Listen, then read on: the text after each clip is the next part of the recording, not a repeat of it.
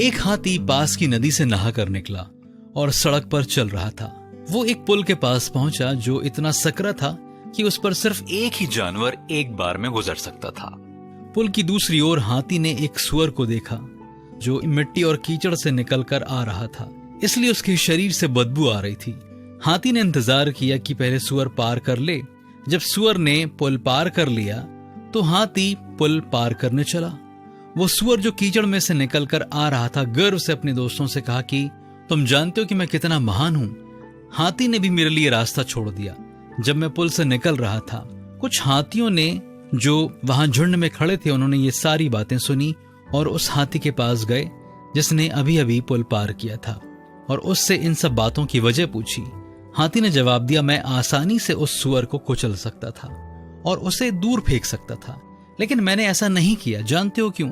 मैं उसी वक्त नहाया था और तरोताजा और साफ था, जबकि वो सुअर गंदा था। अगर मैं उसे कुचलता तो मेरे पैर फिर से गंदे हो जाते, इसलिए मैंने उसे कुछ नहीं किया।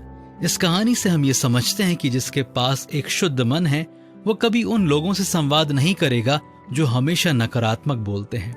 ये किसी डर की वजह से नहीं, बल्कि खुद को शुद्ध और पवित्र रखने के लिए है। वो लोग जो मजाक उड़ाते हैं या गलत सलाह देते हैं, ऐसे लोगों को प्रत्युत्तर देने की जरूरत नहीं। हमें सिर्फ अपने जीवन के विकास के सफर पर चलते रहना है और दूसरों को नजरअंदाज करना है।